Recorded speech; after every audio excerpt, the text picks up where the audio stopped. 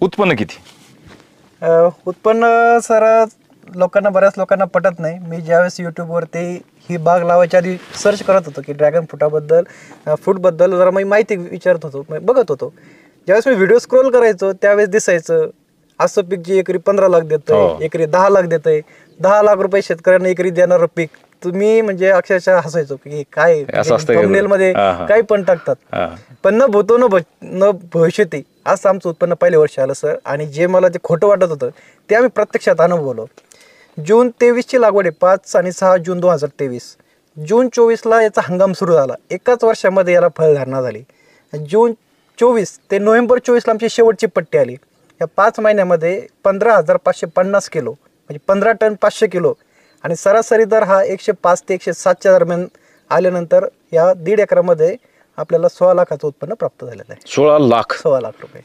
आता कितवा रोप लावून ते आजचा जर महिना धरला तर किती महिने झाले? आज ह्या बागेचं वय आहे 20 महिने. बरं. जून 23 ते आता फेब्रुवारी 2025 बरोबर बघितलं तर 20 महिन्याची बाग आहे. बरोबर. जून 23 ते जून 24 एक वर्ष झालं आणि जून 24ला हंगाम सुरू झाला. नोव्हेंबर 24 पर्यंत हंगाम संपला. ह्या पूर्ण बागेला एकही युरियाची गोणी माहित नाही, डीएपीची गोणी माहित नाही, 10, 26 काहीच माहित नाही. ही पूर्ण आपलं ऑर्गॅनिक मॅटर. वा, जबरदस्त. तर जोपर्यंत आपण स्वतः शेतात राबत नाही तोपर्यंत शेती फायद्याची कशी होईल? लोक जसं आजोबा म्हणायचे तू शेतात जा मग तुला शेतकाम सांगल, तर त्या युक्तीप्रमाणे आपण शेतात गेल्यानंतर मग कळतं ना आपल्याला इथं काय आहे काय नाही. तर माझं सगळ्यांना एकच मी मेसेज देऊ इच्छितो सर्वांना की शेती ही ॲज अ शेतकरी मित्रांनो, बरेचशा प्रश्नाचे उत्तर आपण या व्हिडिओमध्ये क्लिअर करणार आहोत. पहिला प्रश्न, काळ्या मातीमध्ये ड्रॅगन फ्रूट जमतं का? पहिला प्रश्न.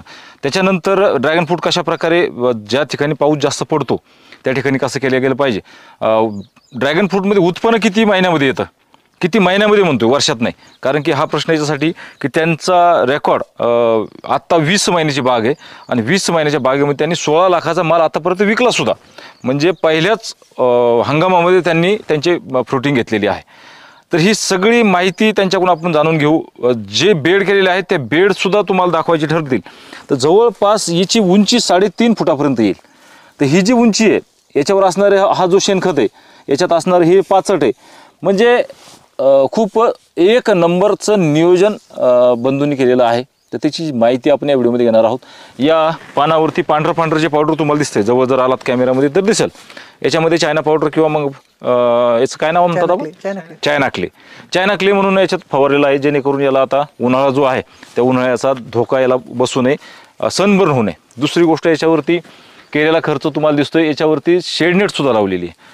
शेतकरी म्हटला की जरा शेतीला पैसे लावायला आपण जरा थोडं कमकुवत पडतो, कारण की तशी पिकं आहेत. पण तुम्ही जर म्हणत असाल की भरपूर खर्च केला बा शेतकऱ्यांनी, पण ते पीक सुद्धा तसंच आहे. कारण की 16 लाख रुपये त्यांनी घेतलेले. दुसरी गोष्ट, ज्यांची आपण आज मुलाखत घेणार आहोत त्यांना आर्थिक गणित चांगलं समजतं. कारण ते एका बँकेमध्ये, नॅशनल बँकेमध्ये नोकरीला आहेत, मॅनेजर आहेत. म्हणजे त्यांना गेलेला रुपया आणि आलेला ₹1.25 ही त्यांचं गणित चांगलं जुळलेलं आहे आणि त्याच्यामुळं तो माणूस गाठ्यात जाणार नाही. त्याच्याबरोबर जे आणखी बंधू आहेत आपले, त्यांनी असलेली सरकारी नोकरी या ड्रॅगनच्या मोहापाठी, या प्रेमापोटी याच्यात मिळणाऱ्या पैशामुळं ते सुद्धा त्यांनी थांबवून आता पूर्ण वेळ ते ड्रॅगन शेती करत आहेत. म्हणजे सविस्तर असलेला व्हिडिओ आपण या व्हिडिओमध्ये घेणार आहोत की ड्रॅगन फ्रूटच्या संदर्भातले सगळे प्रश्न यातून मिटावे. या ठिकाणी बघत असाल तर आता उन्हाळ्याची चाहूल लागलेली आहे. त्यांनी ही जी गाठ आहे ही गाठसुद्धा आणून त्यांनी ही पाष्टासाठी आणून ठेवलेली आहे, जेणेकरून याच्यावरती ते टाकायला मोकळे आहे. तर त्यांच्या व्हिडिओमध्ये मी आत्ता बघितलं, त्यांच्या फ्रूटची साईज बघितली, त्यांच्या मुळ्याची वाढ बघितली. जवळजवळ 4-4 फुटापर्यंत त्यांच्या मुळे जे आहे ते आता ड्रॅगन फ्रूटच्या वाढलेल्या आहेत. फक्त 20 महिन्याचा बाग आहे, परत एकदा सांगतो. तर सविस्तर व्हिडिओ आपण या व्हिडिओमध्ये घेणार आहोत. एकदम 1.5 एकरचा असा असलेला बाग तुमच्या बऱ्याचशा प्रश्नाची उत्तर द्यायला कारणीभूत ठरेल.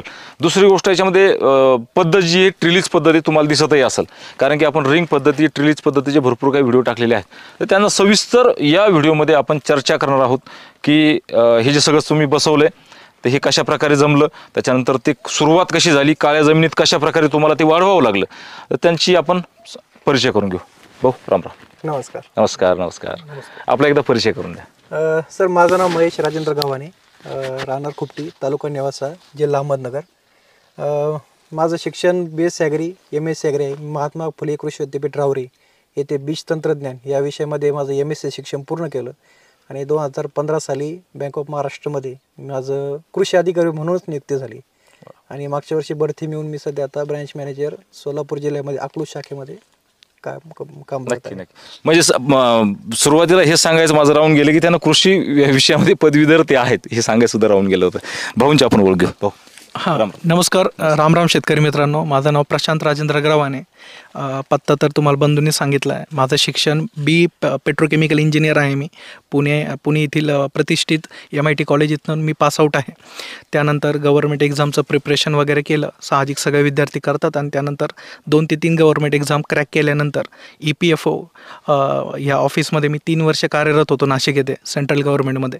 परंतु शेतीची आवड असल्याकारणाने तो जॉब त्या ठिकाणी थांबून जात होतो. म्हणजे सुरुवातीला सांगितलं ह्या ड्रॅगन शेतीकडे आपण वळालेलो आहे. सर तुम्हाला खरं सांगतो मी, आमच्याकडं तुम्ही तर सेंट्रल म्हणताय, आमच्या भागामध्ये जे नेते लोकांच्या संस्था आहे या संस्थेवर राहण्यासाठी कमीत कमी 2-2 एकर जमीन विकल्या लोकांनी आणि 10-10, 20-20 लाख रुपये देऊन अजूनही 3-3, 4-4 हजार रुपये घासतात.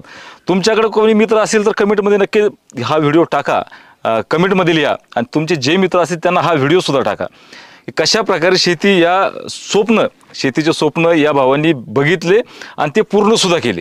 पूर्ण कसे केले ते त्यांनाच विचारू. भाऊ म्हणजे प्रथम जरा पुढचा प्रश्न होईल, उत्पन्न किती? उत्पन्न सर बऱ्याच लोकांना पटत नाही. मी ज्यावेळेस यूट्यूबवरती ही बाग लावायच्या आधी सर्च करत होतो की ड्रॅगन फ्रूटबद्दल जरा मी माहिती विचारत होतो, बघत होतो. ज्यावेळेस मी व्हिडिओ स्क्रोल करायचो त्यावेळेस दिसायचं असं पीक जे एकरी 15 लाख देतंय, एकरी 10 लाख देतंय, 10 लाख रुपये शेतकऱ्यांना एकरी देणारं पीक. तुम्ही म्हणजे अक्षरशः हसायचो की काय थंबनेल मध्ये काही पण टाकतात, पण न भूतो न भविष्यती असं आमचं उत्पन्न पहिल्या वर्षी आलं सर. आणि जे मला ते खोटं वाटत होतं ते आम्ही प्रत्यक्षात अनुभवलो. जून 23ची लागवड आहे, 5 आणि 6 जून 2023. जून 24ला याचा हंगाम सुरू झाला. एकाच वर्षामध्ये याला फळधारणा झाली. जून 24 ते नोव्हेंबर 24ला आमची शेवटची पट्टी आली. या 5 महिन्यामध्ये 15,550 किलो म्हणजे 15 टन 500 किलो आणि सरासरी दर हा 105 ते 107च्या दरम्यान आल्यानंतर या 1.5 एकरामध्ये आपल्याला 16 लाखाचं उत्पन्न प्राप्त झालेलं आहे. 16 लाख रुपये. आता कितवा रोप लावून ते आजचा जर महिना धरला तर किती महिने झाले? आज ह्या बागेचं वय आहे 20 महिने. बरं. जून 23 ते आता फेब्रुवारी 2025 बरोबर बघितलं तर 20 महिन्याची बाग आहे. बरोबर. फक्त 20 महिने झाले म्हणजे उसाला तरी 8 साली म्हणतो आपण आणि त्याला पैसे यायला 20 महिने लागतातच. तर त्याच मापामध्ये तुम्ही याला आणलं हो असंच ना? हो. तर ते कसं आणलं आता ते त्यांना विचारू.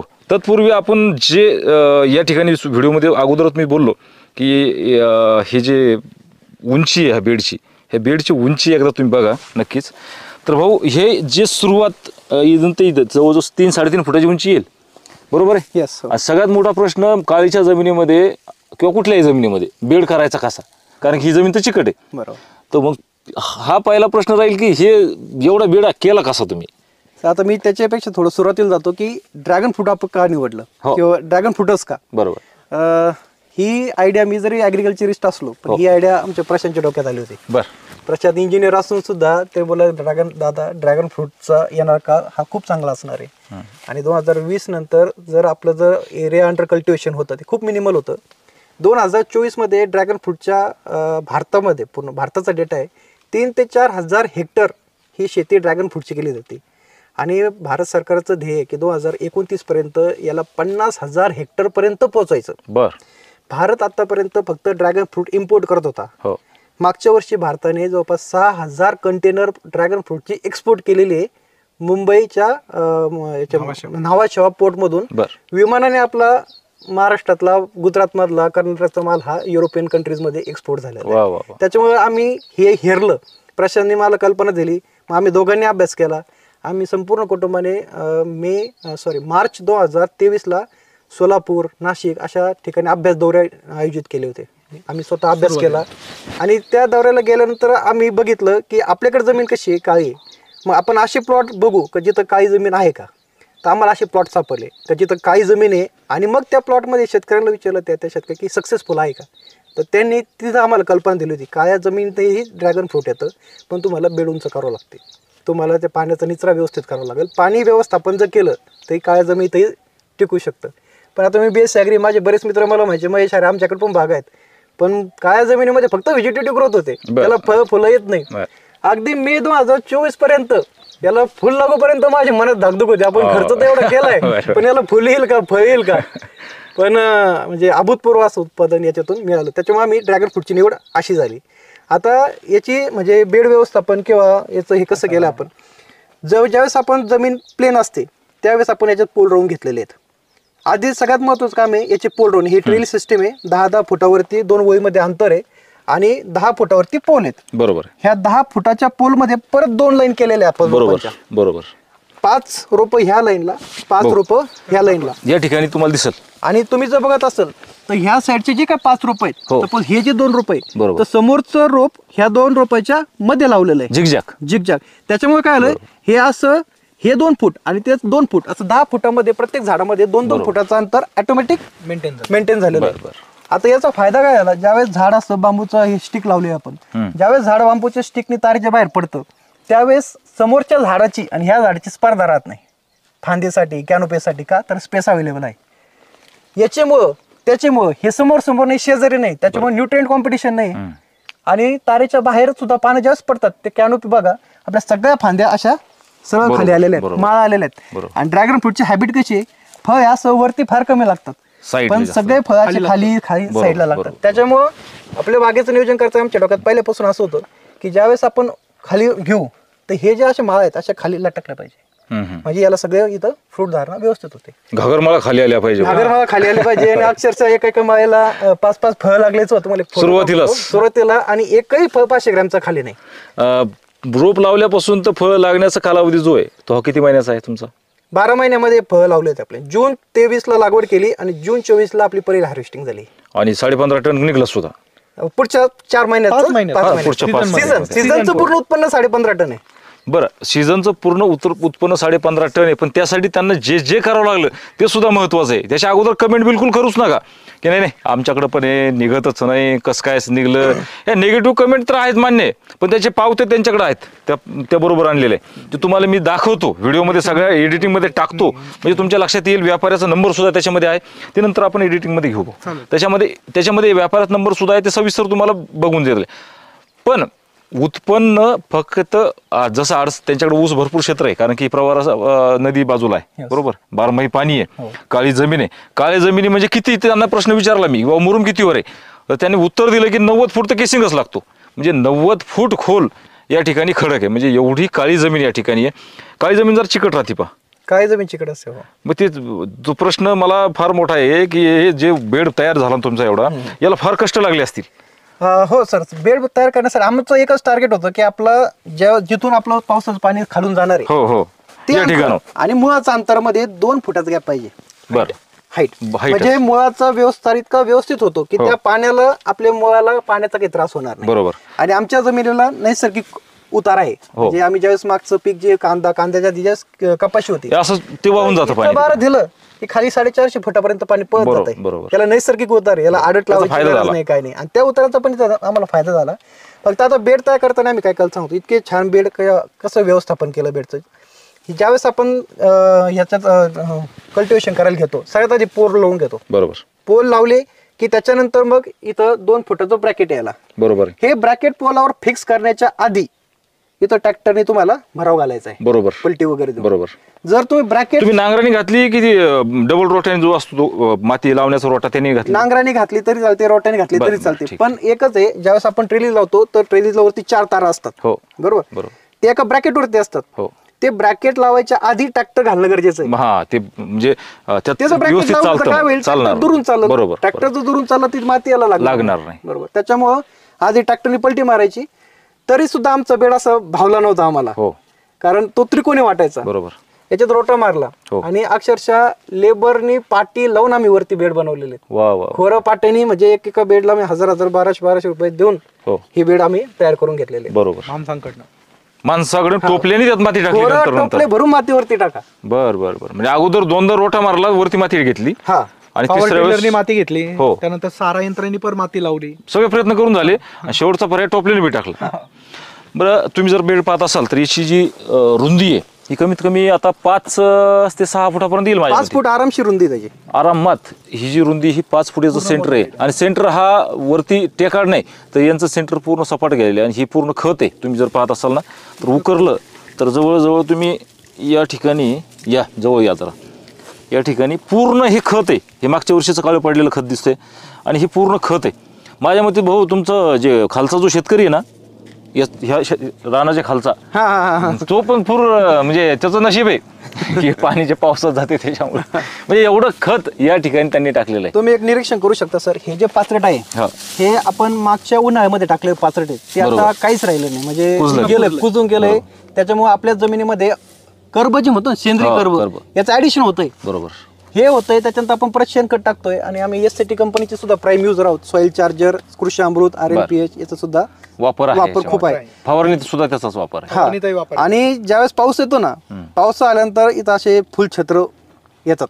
हा आपण म्हणजे हे निशाणी की तुमच्या मशरूम मग त्याला ते कशाचं लक्षण आहे की तुमच्या जमिनीमध्ये ऑर्गॅनिक मॅटरचं प्रमाण किती. बरोबर ते चांगलं आहे, म्हणजे ते छत्र येतात म्हणजे तुमच्याकडे ऑर्गॅनिक मॅटर चांगलं आहे. बरोबर आहे सर. जून 23 ते जून 24 1 वर्ष झालं आणि जून 24 ला हंगाम सुरू झाला. नोव्हेंबर 24 पर्यंत हंगाम संपला.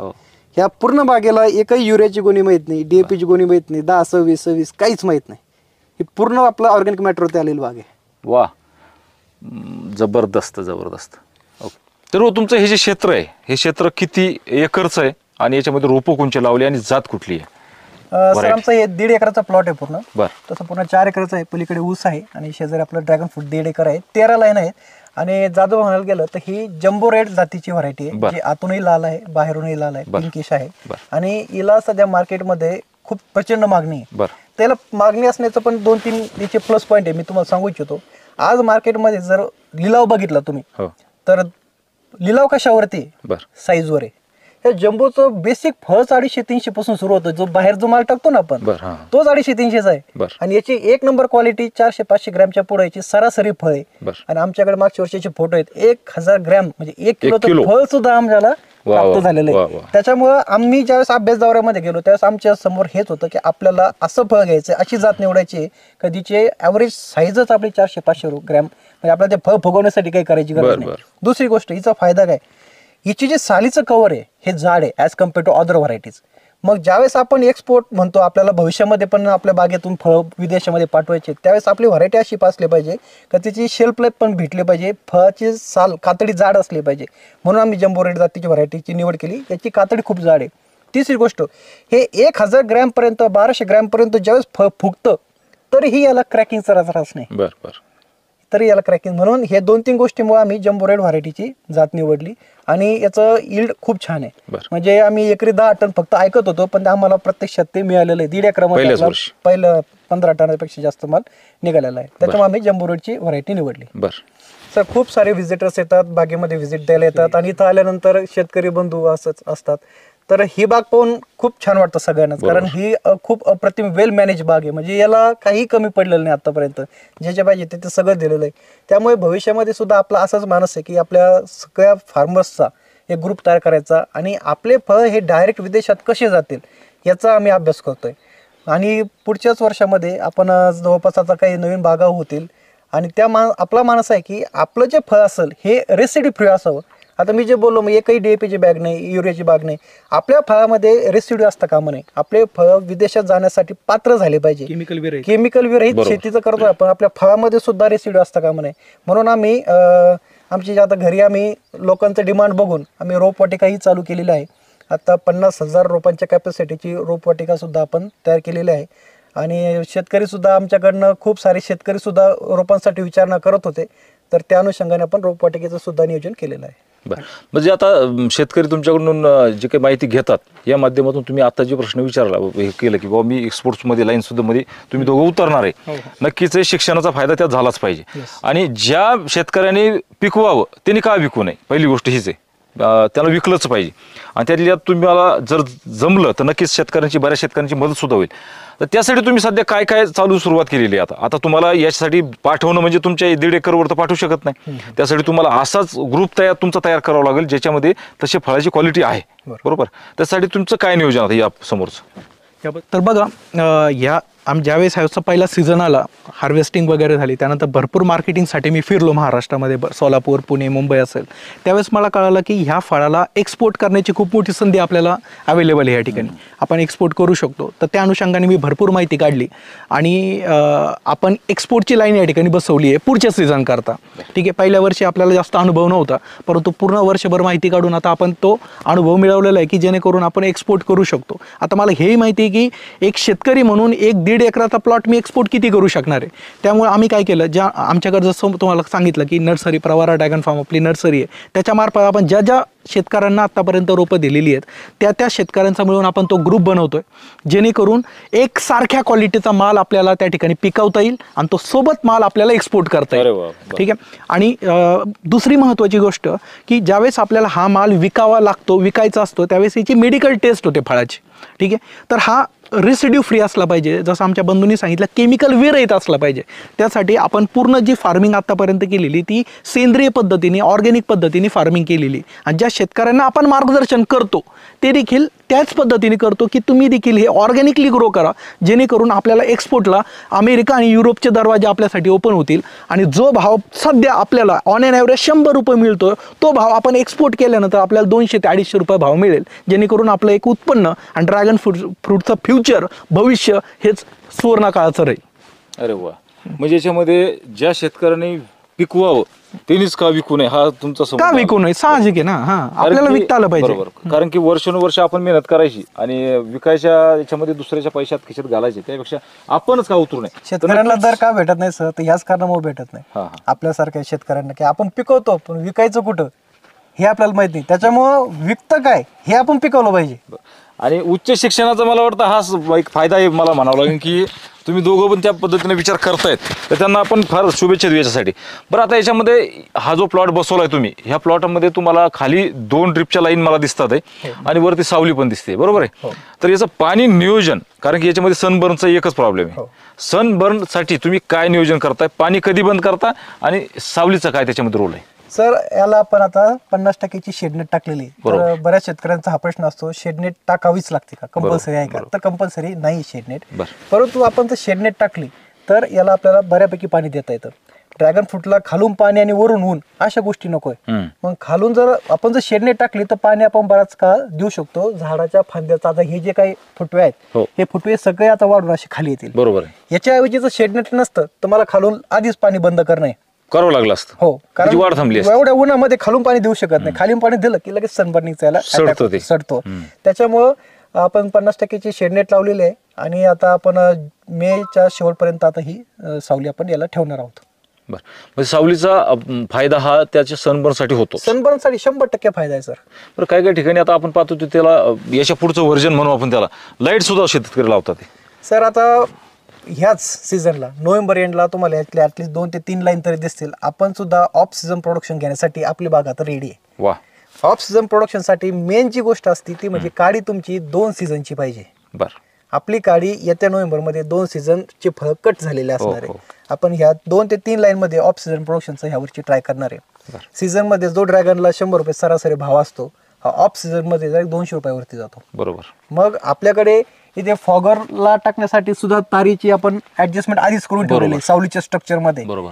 या फॉगरच्या खाली परत अजून एक इथून तार गेलेली, त्याच्यावरती आपण लाईटचं सुद्धा नियोजन तिथं करू शकतो. त्याच्यामुळं याचा स्ट्रक्चर आपण असं बनवलेलं आहे की ऑफ सीझनमध्ये सुद्धा याचा उपयोग झाला पाहिजे आणि समरमध्ये सावलीचं सुद्धा याचं नियोजन झालं पाहिजे. फुल ऑटोमॅटिक, फुल आधुनिक फार्म आहे. फुल अजून याला फॉगर सुद्धा लागणार, याला सुद्धा लागणार.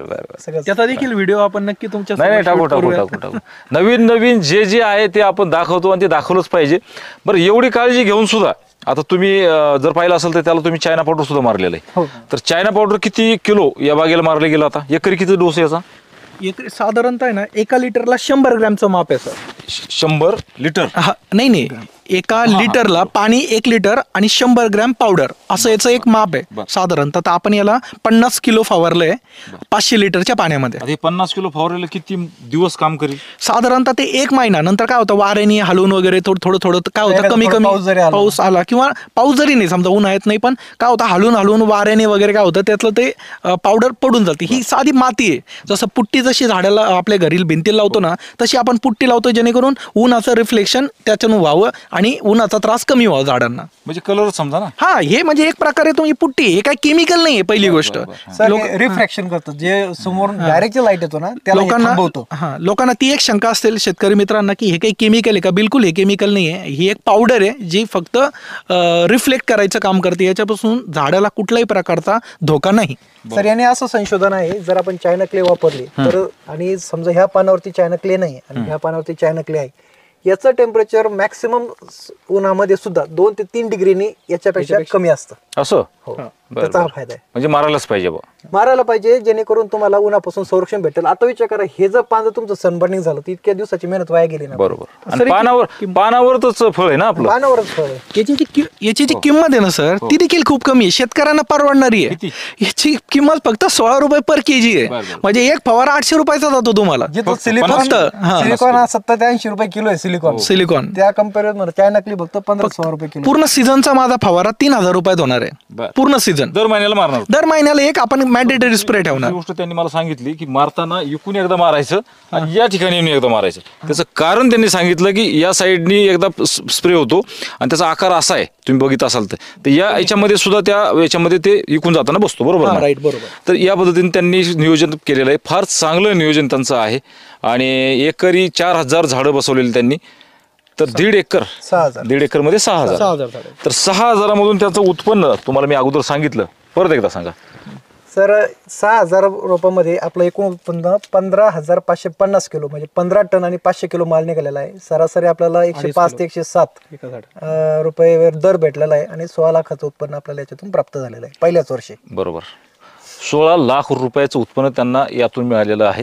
ही विशेष बाजू आहे. आणि 20वा महिना, 20 महिन्याची बाग आहे आज मी आता चालू आहे सध्या. हे विशेष खूप बारकाईचं नियोजन आहे. असं तसं जर सांगायचं ठरलं तर त्याच्यामध्ये तुम्हाला सांगतो, बेडचं मी तुम्हाला सांगितलं, नळ्याचं तुम्हाला मी सांगितलं, मुळी 5 फूट आलेली हे सांगितलं. परत एक राहून गेलं की त्यांनी प्रत्येक ताराला ठिबकची नळी कट करून त्याच्यात टाकलेली आहे, जेणेकरून ज्यावेळेस ऊन पडेल किंवा मग जास्त वजन होईल त्यावेळेस ती तार त्याच्यामध्ये घुसू नये. तर 16 mm ची जी ही आहे, तुम्हाला एडिटिंग मध्ये दाखवतो मी, लॅटरल त्याच्यामध्ये ओवलेली आहे, जेणेकरून त्याला त्रास ह्या काडीला होऊ नये.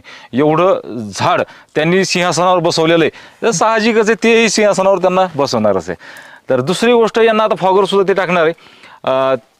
त्यांच्या बोलण्यामधून एक जाणवलं की ज्यावेळेस त्याची वाढ झाल्यानंतर आपण वाढ होणं यासाठी भरपूर प्रयत्न करतो, पण त्यांनी वाढ झाल्यानंतर त्यांचे छाटणी करून त्यांच्या फांद्या सुद्धा मर्यादित ठेवल्या, कमी केल्या. तर ते, आणि ते विशेष म्हणजे ते त्यांना बांधून त्यांनी ताराला त्याचा आकार सुद्धा दिला. ते कसा दिला? काय होतं, ज्यावेळेस आपण या ठिकाणी बघा, ही फांदी ज्यावेळेस वरती येते, हे झाड ज्यावेळेस वरती येतं, आल्यानंतर सर इकडे घेता, हा, ज्यावेळेस ही मेन आपली ब्रँच खाली येते, आल्यानंतर ज्यावेळेस तिला वाक पडतो, ते वाक पडत नाही साहजिक, ते सरळ वर जातं. तर त्याला शेंड्याने बांधून खाली आम्ही बांधून घेतला बघा, इथे या ठिकाणी दोरी बांधलेली, ठीक आहे. याला वाक पाड, नॅचरली आम्ही याला वाक पाडला. वाक पाडल्यानंतर वाघ जसा त्याला वाक पाडला तशी या ठिकाणी फुटवे फुटतात बघा. हे सगळे फुटवे वाकानंतर पडलेले, प्रत्येक पानावर फुटवे, प्रत्येक काट्याला, प्रत्येक काट्याला. ते इतके आले होते, 22 ते 23 ते 26 पर्यंत फुटवे फुटलेले होते. तर इतके फुटवे जर ठेवले असते तर आम्हाला याच वर्षी म्हणजे बागेला जे लोकांची ग्रोथ 5 वर्षानंतर होती तेवढी प्रॉपर कॅनोपी डेव्हलप झाली नसती. त्याच्यामुळे ती कॅनोपी डेव्हलपमेंट प्रॉपर व्हावी म्हणून आम्ही काय केलं, त्यातले फुटवे कट केले आणि कमी धरले, तरी देखील एवढी ग्रोथ आहे बघा. आणि माझा अंदाज तर असा आहे भाऊ, तुम्ही आता नक्कीच त्याचं एवढं सगळं तयार केलेलंच आहे, पण येत्या काही दिवसामध्ये पुढच्या जूनमध्ये मला वाटतं याच्यात चालणं सुद्धा मुश्किल होईल, एवढी ग्रोथ त्याची होणार. कारण की 10 फुटाच्या ऐवजी मला असं वाटत नाही का 12 फूट पाहिजे होतं, आता वाटतंय बरं का मला, वाटायला लागले आहे ना. तर त्याची ग्रोथ फार चांगली आहे. सर ह्या सीझनला, आता येत्या सीझनला आमचं याचं टार्गेट 30 टनाचं आहे. 30 टन एका झाडाला 5 किलो. आता विचार करा, ह्या पहिल्या वर्षीच्या फांद्या तशाच आहेत. बरं. ह्या वरून आलेल्या फांद्या सगळ्या आपल्या ह्या सीझनच्या फ्रुटिंग ब्रँचेस. तुमचं उत्पन्न डबल होतं सेकंड इयरला. थर्ड इयरला हे मॅक्सिमम कॅपॅसिटीनी तुमचं ड्रॅगन फ्रूटचं उत्पन्न हे 3ऱ्या वर्षी भेटतं. बरोबर. मग तुम्हाला 20 टनाची अपेक्षा एकरी?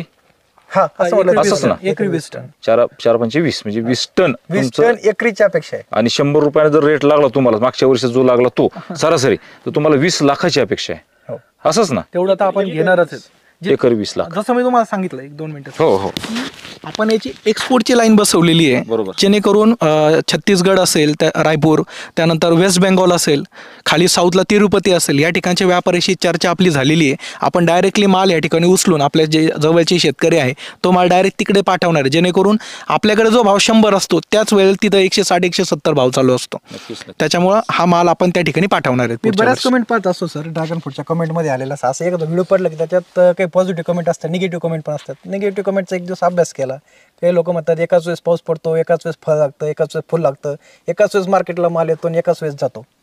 याला आपण पर्याय काढलेला आहे. आपण इथून माल उचलायचा आणि डिस्टन्स ट्रॅव्हलिंग आपणच द्यायची. बरं, जिथे येत नाही तिथं द्यायचं. सर 40 रुपये शेतकऱ्याला माल भेटतो 2 नंबरच्या मालाला, 60-70 रुपये परत 1 नंबरच्या मालाला कधी कधी इतके खाली येतात. बरोबर. पण तो माल कितीला विकतो? तो 150-200लाच विकतो. आपण काय विकू नये? बरोबर. तर त्यांचं जे आहे की मीच पिकवणार, मीच विकवणार, आणि तुम्हाला मी म्हणतो की जर तुम्ही चांगलं पिकवत जर असाल, गॅरंटेड पिकवत असाल, तर विकायचं का नाही?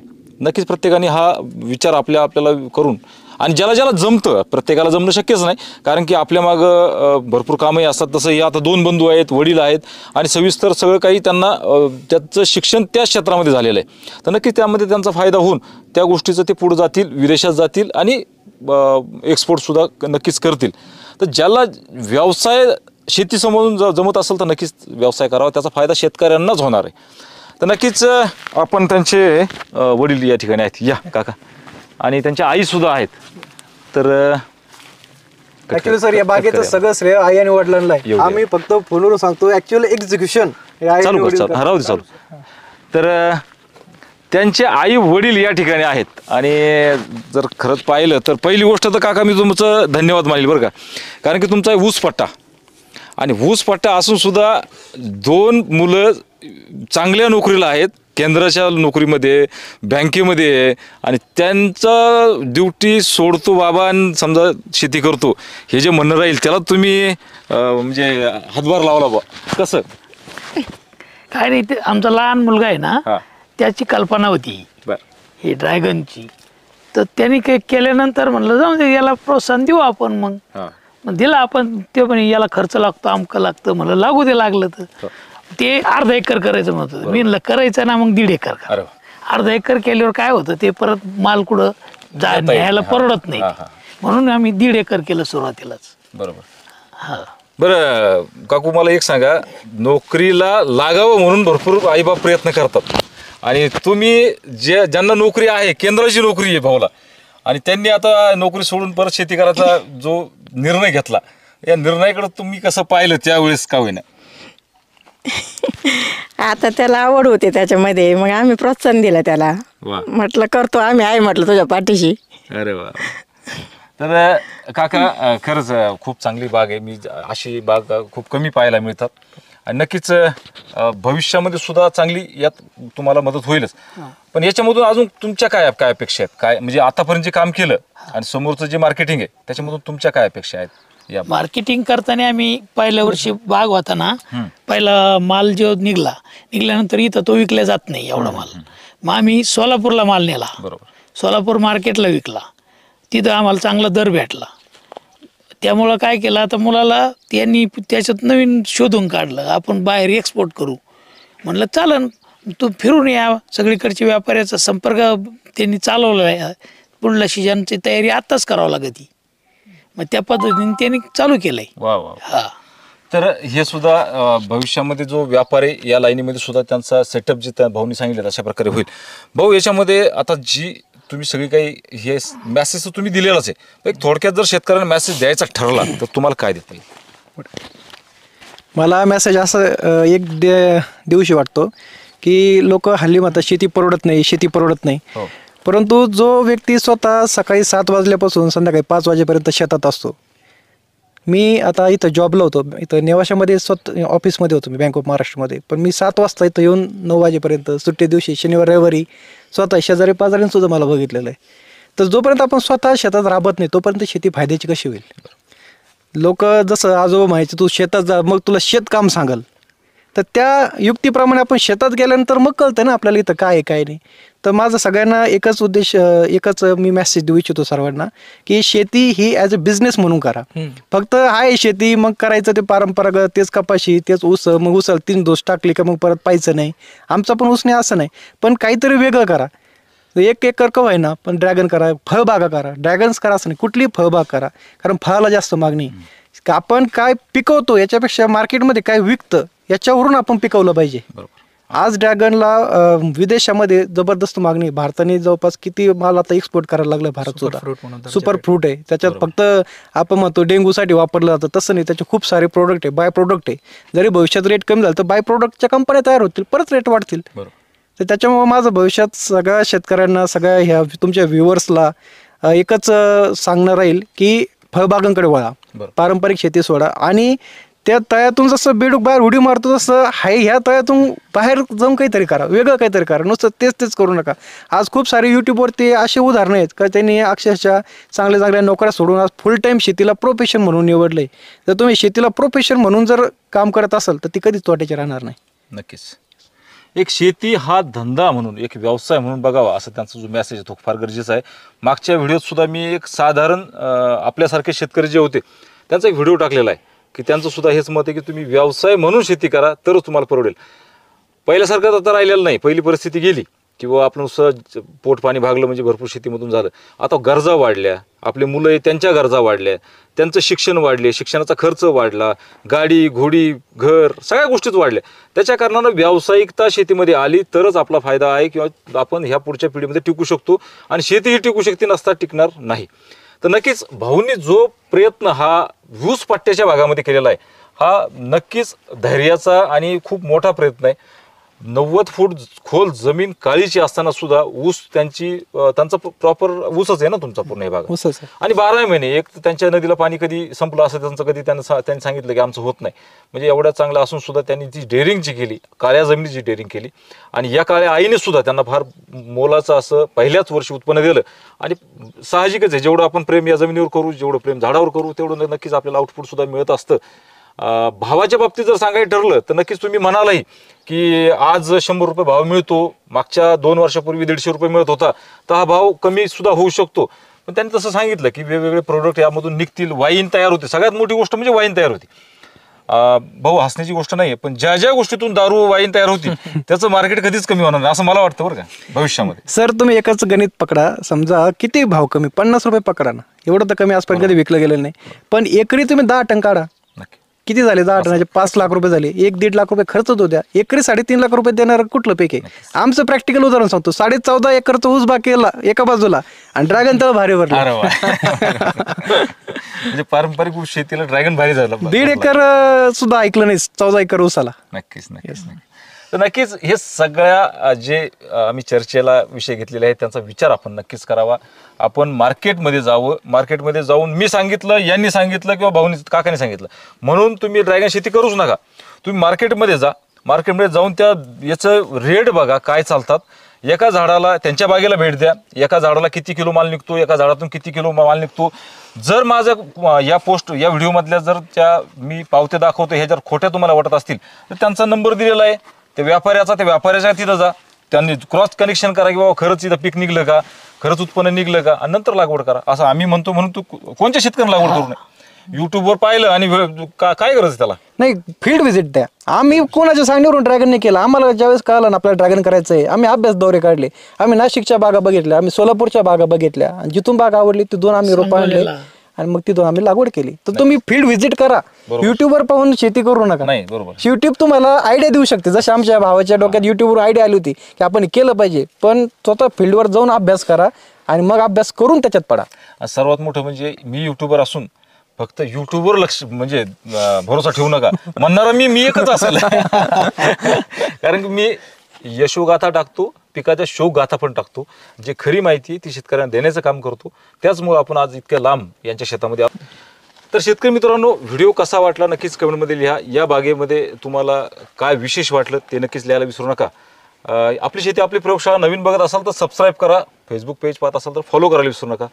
तर भाऊंनी चांगली माहिती दिली आणि काकांची जी दृष्टिकोन आहे पुढच्या पिढीविषयी सगळ्या दृष्टिकोन फार आवडला मला पण, की कोणी जर नोकरी सोडून सुद्धा जर शेती करणार असेल आणि जर चांगली शेती करत असेल तर नक्कीच त्याला सुद्धा प्रोत्साहन काकूनी सांगितलं द्यायलाच पाहिजे. तर व्हिडिओ कसा वाटला नक्कीच कमेंटमध्ये लिहा. नवीन असाल चॅनल सबस्क्राईब करा आणि भाऊंचे फार चांगली माहिती दिली त्याबद्दल आपण धन्यवाद मानू. धन्यवाद भाऊ. धन्यवाद सर. आणि 2 मिनटं मलाही बोलायचं नक्की, आहे नक्की, नक्की. की आपली शेती आपली प्रयोगशाळाचे दीपक सर जे आहेत यांनी आमच्या बागेला खूप त्यांच्या वेळात वेळ काढून भेट दिली, खूप छान माहिती तुमच्यापर्यंत पोहोचवली, त्याबद्दल त्यांचे खूप खूप आभार आणि धन्यवाद. धन्यवाद सर. राम राम. राम राम. राम राम. राम.